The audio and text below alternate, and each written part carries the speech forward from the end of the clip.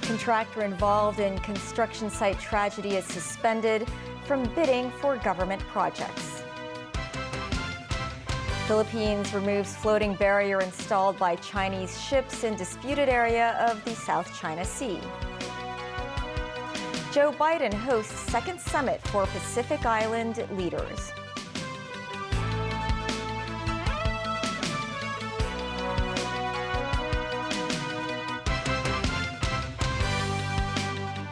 Hello and welcome to TVB News. Chief Executive John Lee expressed deep concern over the two workers who died at the weekend after inhaling toxic gas while working at an underground site in West Kowloon. Preliminary investigations indicated the construction site contractor did not follow proper procedures on ensuring worker safety in concealed spaces. This as the Development Bureau suspended the right of the contractor to bid for government projects. Timothy Lee has our top story. Preliminary investigations by the police found the two workers were working around 10 meters away from the exit of the underground site. But fire services personnel discovered the men more than 100 meters away from the location. The reason is not yet known. Authorities said they are trying to contact the subcontractor who hired the workers. Secretary for Labor and Welfare Chris Sun said there are clear regulations on training for underground workers and risk assessments, and said he suspects the construction site contractor did not take proper safety measures. This as the Labor Department begins inspections of all concealed spaces across Hong Kong's construction sites. And the Development Bureau has suspended the right of the contractor to bid for government projects. This morning, Chief Executive John Lee spoke about the industrial accident prior to the Executive Council meeting. I attached great importance to the accident and I took the matter seriously. No one wanted the accident to happen. In terms of law, we have already strengthened the relevant requirements under the Occupational Health and Safety Ordinance. The CE said he already told the police to speed up their investigation and find the responsible parties. Lee also cited the Occupational Health and Safety Ordinance, which stipulated violators may be liable to a maximum imprisonment of 2 years and a fine of up to $10 million. But he emphasized authorities and the community need to do more to promote occupational safety than just law enforcement. The government will roll out new measures to prevent such accidents. I think apart from the law, we have to enhance the occupational health and safety culture. Earlier, relatives of the two deceased workers identified the bodies of the men at the Kwai Chung Public Mortuary. Timothy Lee, TVB News. Lee also commented on another recent tragedy involving the deaths of the two intellectually disabled brothers after their mother was hospitalized.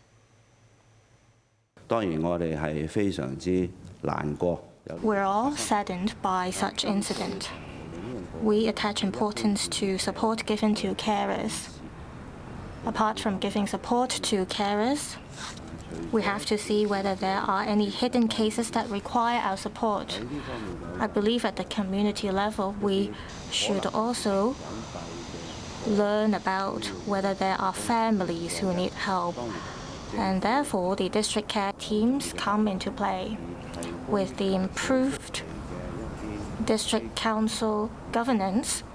Starting today, the Social Welfare Department's 182-183 24-hour carer hotline became operational, with telephone operators tasked with providing information and referring callers to relevant services. And John Lee also urged investors to take proper precautions before making investments in virtual assets in light of the JPEX scandal. First of all, investors must invest on platforms which are licensed so as to ensure they are properly protected. The second is we have to ensure that information we disseminate should be transparent and as clear as possible. If investors choose to invest on platforms that are not licensed, they have to face their own risks. I advise them not to do so. The CE also commented on the expected increase of tourists in the city during the mainland's Golden Week holiday and said the tourism sector and other industries have doubled their efforts to promote the SAR's nighttime economy. Residents can receive seasonal influenza vaccinations via the government's subsidy scheme starting on Thursday. Hong Kong is still at the peak of the flu season. Over the past 3 months, around 130 people have died from the disease. Some medical experts say the latest flu vaccines are effective against the two influenza A viruses, H1N1 and H3N2. However, the vaccines may be less effective against the winter seasonal flu, which is likely to appear in the city in the first quarter of next year. The Innovation and Technology Commission today unveiled the activities planned for the upcoming Inno Carnival. Mimo Singhai was at the preview. The 9-day Inno Carnival will be held at the city's Science Park starting from October 28th. With this year's theme being Go Smart, Go Tech, Go Green, science and technology lovers can take part in multiple activities, including workshops on robotics zoo and 3D printing. The Innovation and Technology Commission hopes the fair can promote green technology in the SAR while attracting talent to relevant industries. This year, the fair is also a supporting event for the government's Happy Hong Kong campaign. The organizer anticipates the fair to attract a significant number of people. We would like to have as many visitors as possible. Typically, every year we attract over 200,000 visitors to the event, so we hope we can get a similar number this year. Among the highlights of the fair are these exhibits, inventions by local scientists. This research trio from the City University, for instance, invented a smart sponge that can selectively absorb oil compounds, a cost-effective method to remove oil waste. The product is now being used in a Hong Kong crayfish farm. Chemist Vincent Koh said the team is working with the State Key Laboratory of Marine Pollution. I'm one of the members in the State Key Lab. We're thinking of using this smart sponge to actually put it into the environment and to absorb some of these pollutants and to try to monitor the levels. So I think this will save a lot of time if we can successfully using this smart sponge. We still need to optimize we call it actually chemical modifications in order to maximize the efficiency of capturing the pollutants. The research team said the smart sponges can be either polymer or wood-based. However, the research team uses wood-based ones because they are more eco-friendly. Mimo Singhai, TVB News. The Philippines removed a floating barrier installed by Chinese ships in a disputed area in the South China Sea. Beijing's foreign ministry said the Philippines should refrain from making provocations. Nazvi Karim with more. A diver wearing a simple snorkel uses a small knife to cut what appears to be a barrier rope. A man on a boat above hauls up the rope using an anchor. According to Filipino officials, this was how they removed the floating barrier the Chinese Coast Guard installed the day before at the entrance to the disputed Scarborough Shoal, around 200 kilometers off the Philippines coast. The video was shared by the Philippine Coast Guard, which said it was acting on orders from President Ferdinand Marcos Jr. to remove the barrier that prevented some 50 Filipino fishing boats from accessing a lagoon at the shoal. The Coast Guard said about 4 Chinese ships were in the area when the rope was cut. Today, Manila said the Chinese Coast Guard removed the remnants of the barrier, adding that there was no standoff or any signs of aggression. Philippine officials had earlier condemned the installation of the 300-meter-long barrier as a violation of international law and their sovereignty.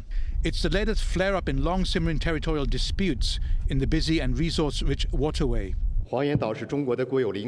Beijing's Foreign Ministry spokesman Wang Wenbin said the shoal and its adjacent waters are China's inherent territory, where Beijing has indisputable sovereignty.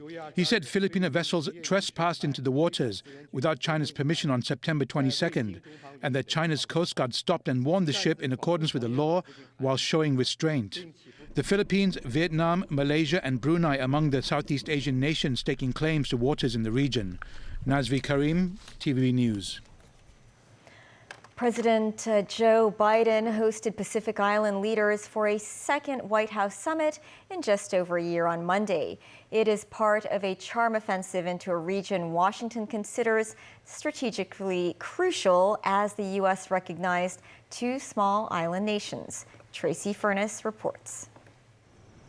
Before welcoming the island leaders who gathered at the White House under the umbrella of the 18-nation Pacific Island Forum, President Biden announced U.S. diplomatic recognition to two more Pacific Island nations, the Cook Islands and Niue.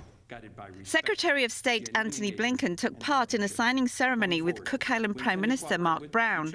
I think in this recognition, we also recognize in each other a shared commitment to democracy, a shared commitment to dealing with the existential challenge of our time, which is combating climate change, and a shared commitment to supporting a free and open Indo-Pacific.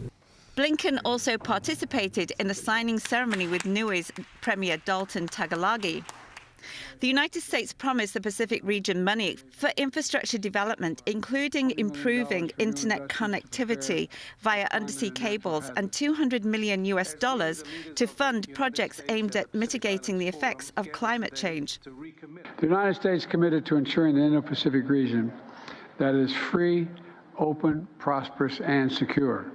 We're committed to working with all the nations around this table to achieve that goal. Our own organization, the Pacific Islands Forum, is 52 years old this year.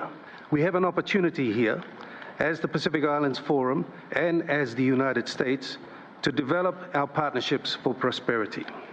Biden hosted an inaugural summit for 14 Pacific Island nations a year ago and was scheduled to meet them again in Papua New Guinea in May. That meeting was scrapped when the U.S. debt ceiling crisis forced Biden to cut short his trip. Tracy Furness, TVB News.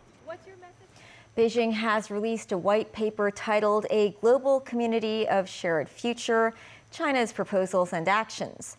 Foreign Minister Wang Yi called on countries to inject more confidence into common development by focusing on the right course of globalization.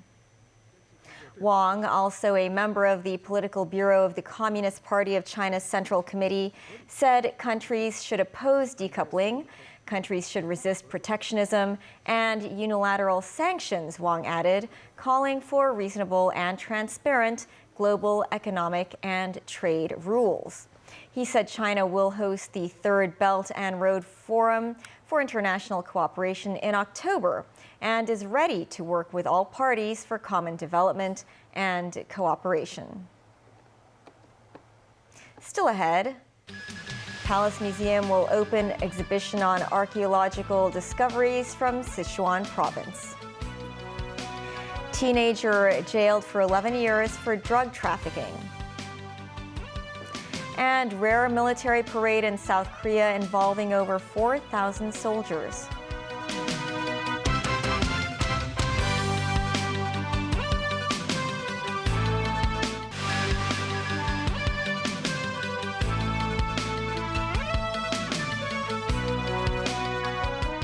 Welcome back. The Hong Kong Palace Museum will open a new exhibition tomorrow to showcase over 100 archaeological discoveries at Sanxingdui from Sichuan province.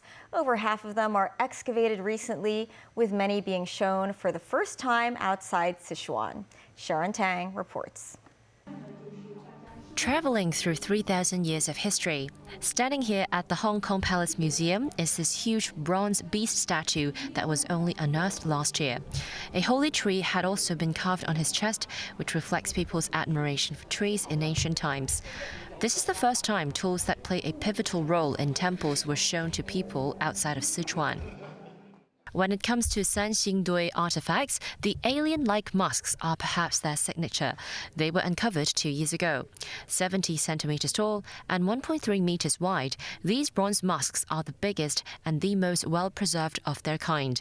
Together with other relics found in Sanxingdui and Jinsha sites, the city will showcase some 120 national treasures at the Hong Kong Palace Museum starting Wednesday for the next 4 months. Jiao Tianlong, head curator of the Hong Kong Palace Museum, noted the exhibition is different from others in the past because it brings in the latest discoveries. Meanwhile, admission fees to the museum will go up starting tomorrow. Standard adult tickets will be priced at $60, up by $10, while tickets for special themed exhibitions will be raised by $30 to $150. Speaking on TVB Straight Talk program, director of the Palace Museum, Louis Ng, explained the reasons. We have to generate, the more revenue to support, this high-quality program. This year, we target to achieve, to generate around 200 million revenue, including half from our tickets and half from our sponsorship donations. Ng said the museum is planning to feature works from Britain's National Gallery in the future. Ng also talked about how he positions the Hong Kong Palace Museum when comparing it to the ones in China and Taiwan. I think we need to leverage on Hong Kong's uniqueness and also the strengths that we are a Midwest cultural hub. We also want to bring treasures, artifacts, and from other countries, the museum in other countries, I think, to promote a dialogue. So far, the museum has received 1.6 million visitors. Half of the visitors are from the mainland this summer, whilst about 10% of them are from overseas. Sharon Tang, TVB News. An 18-year-old man has admitted to trafficking 2.6 kilos of ketamine. He was sentenced to 11 years in jail today. Defendant Chung Chi-hin was intercepted by the police at Mui Wo on Lantau Island in 2021. Officers seized 2.6 kilos of ketamine and drug packaging tools at a unit there. He was 15 years old at the time.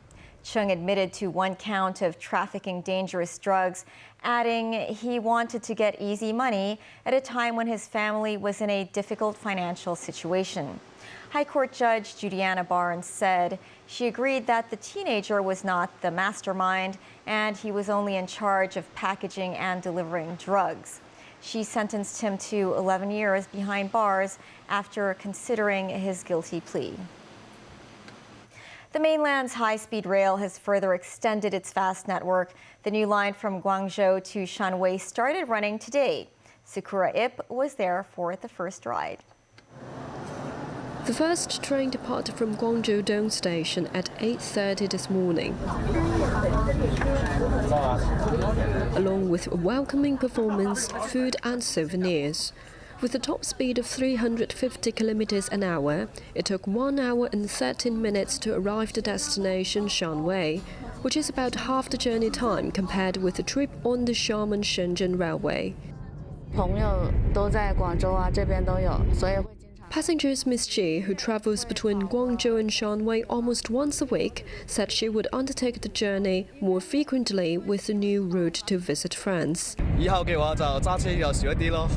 And Mr. Fu hoped it would boost tourism in his hometown Shanwei.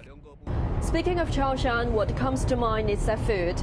On the first ride, passengers can have a cup of tea and some local snacks such as brine chicken wings.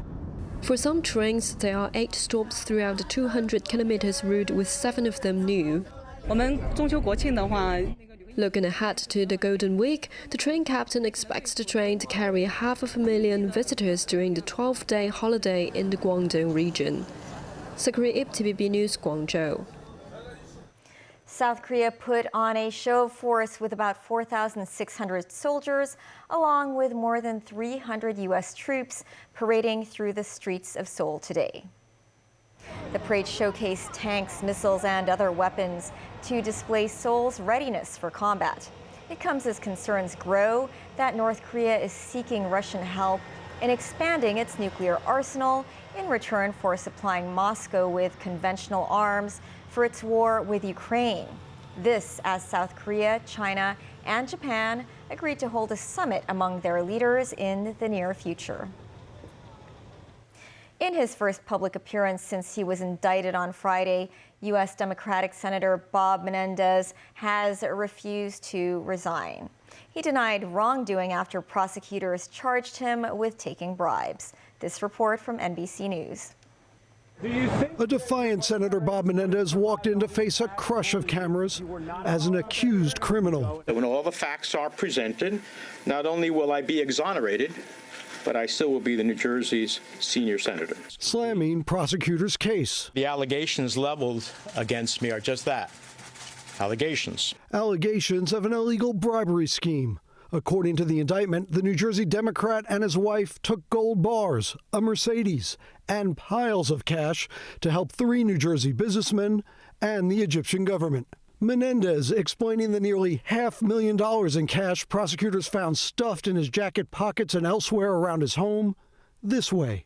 For 30 years, I have withdrawn thousands of dollars in cash from my personal savings account, which I have kept for emergencies and because of the history of my family facing confiscation in Cuba. His Democratic colleague, Senator John Fetterman, posting in response, "We have an extra flashlight for our home emergencies." Menendez made no mention of the gold bars or the Mercedes. The indictment says the couple also accepted in bribes. And as for allegations he passed sensitive information to the Egyptian government, my record is clear and consistent in holding Egypt accountable. President Biden has not weighed in, but top New Jersey politicians, including the governor and some members of Congress, are calling on him to step down, along now with a well-known New York Democrat. The situation is quite unfortunate, but I do believe that it is in the best interests for Senator Menendez to resign in this moment. That is the news. Thanks for watching, and bye for now.